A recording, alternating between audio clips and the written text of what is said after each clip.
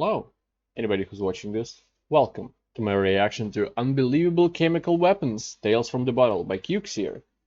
And this video is sponsored by Tom Vinton.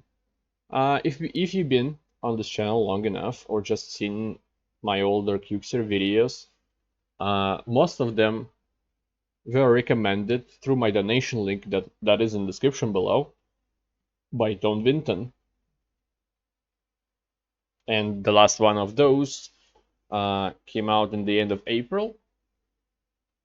And now specifically to you, Tom, I was worried something happened to you because I haven't seen any activity on the channel from you in months, but I'm glad to see you're okay. I really am. You don't have to you don't have to explain what happened if you don't want to.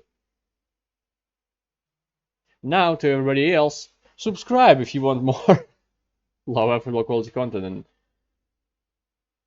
videos like this can happen if you use the national language or whatever. Let's begin. Here's a topic everyone has mithered me to death about: the gay bomb. Well, I say everyone, but I actually think it was just the one guy with like 50 million profiles.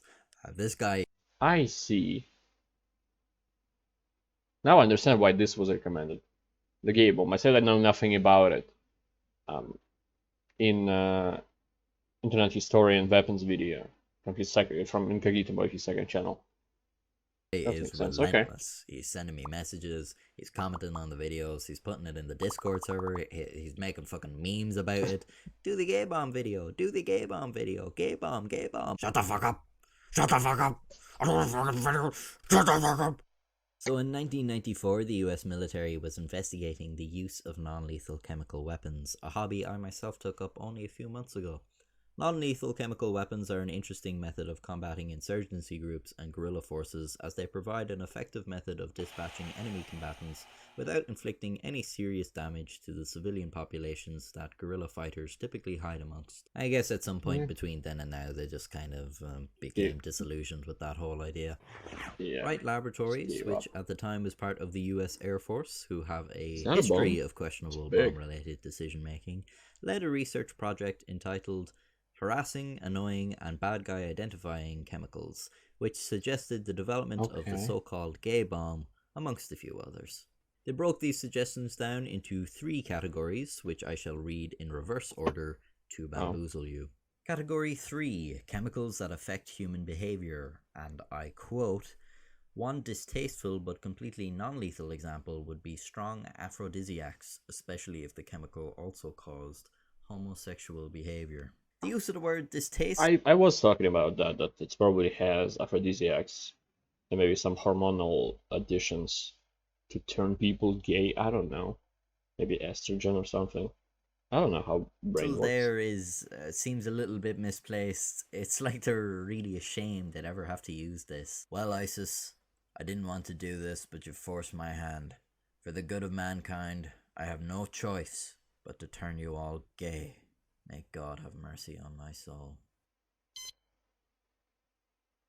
Using any sort of chemical to induce homosexuality is fairly doubtful, but even if they had a bomb that turned everybody in the blast radius 100% gay, guaranteed, what's the fucking point? How does that in any way contribute to a military victory? They did realize being gay is not debilitating, right? But my main gripe with this suggestion... Well, as in that video, in the weapons video, it's probably, even if it would turn people gay, maybe it's for time being while they are at, not at war, but on like kind of battlefield, but maybe on their base preparing for it. And aphrodisiac, making them gay and the aphrodisiac effect combined could make them drop their guard and maybe start looking at each other funny. I don't know. Suggestion is the fact the idea has probably been demoralization as a bomb. I don't think a bomb is the best medium to weaponize such a chemical. I suggest the following as a much superior alternative: gay thrower. Also under this category is a chemical that would make personnel very sensitive to sunlight, which is actually a great idea. Why the fuck did you lead with gay bomb? Category 2, chemicals that make lasting but non-lethal markings. I think this whole category is a good idea. It could be like the dye banks use to mark stolen money. You could mark enemies with a dye that would identify them even after they... Also, I heard in Japan, they use, like, how do they call it? Paintball guns, and they mark vehicles or maybe some other things when they get stolen, or it's a chase that is necessary, so they can't really easily hide it just because of paint on their car. Something like that. I probably butchered exactly what they do, but try to disperse back into civilian populations, or a permeating awful odor that also affected morale, or an unnoticeable odor that could only be picked up by trained dogs or detecting equipment. Then the enemy wouldn't even know they could be identified. Good work, but looks like you made a spelling mistake here. B+. Category 1, chemicals that attract annoying creatures to the enemy position and make the creatures aggressive and annoying. I think this part of the paper may have been written by a small child. Yeah, what the hell? Is this actual documents, official documents that have spelling errors and a weird way to describe things? You could attract all sorts of rats and ants and bees to an enemy position. Really only a minor inconvenience, but still probably more effective than being turned gay. Not that suddenly being turned gay wouldn't be inconvenient. You know, you'd have to leave the wife, get back into the dating scene. You have to take your earring out and put it in the other ear. There's a whole secret language you have to learn. What the hell? 100-footer, an obviously gay or lesbian person, as if visible from 100 feet away. In US. Most of this in US. Okay, let's see global. Bear, a large, often hairy gay man.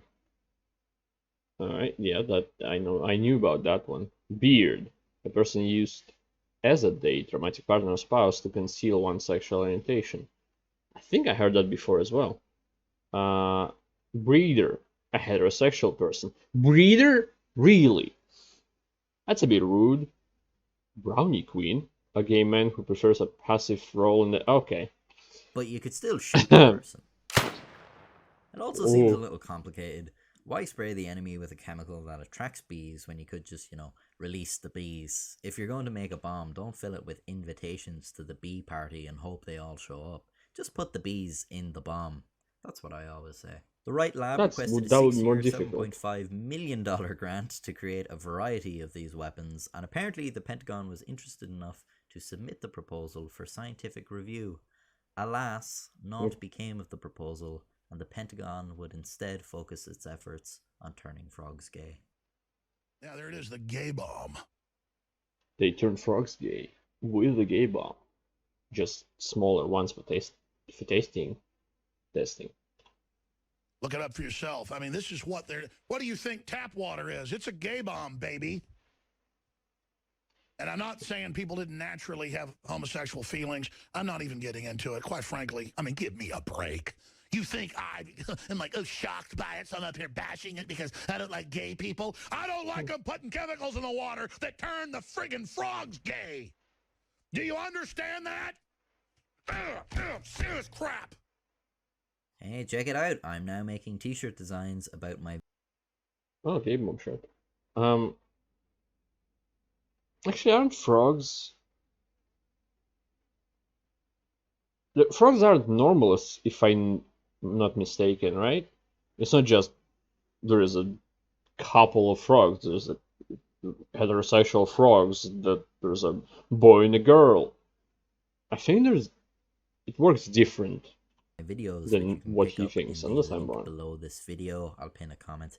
I have also created a Twitter account, so if you think that I am funny, you can follow me on there and immediately realize that is not true. I shall put the link to my Twitter in the same pinned comment. That's one of the oldest videos I reacted to. Follow the Twitter, like the video, release the bees, nuke the moon, seduce the frogs, stay safe. Just in case I get copyrighted. Yeah. Okay, at least now I know a bit better what exactly was planned with a gay bomb. Such a stupid fucking idea. If they're gay, like, because it's an older thing, if they're gay, we can use the electric therapy to turn them back, and that way we'll fuck them up like we did with Alan Turing. Is that his name? Did I fuck up his name? This is Alan Turing, right? The guy who broke Enigma code of the Germans. Anyway, I don't know where I was going with that. Thank you, anybody who watched this. Thank you, Tom Vinton. Welcome back. More than anything. And I hope to see everybody next time. Goodbye. Have a great life. Because one of us has to.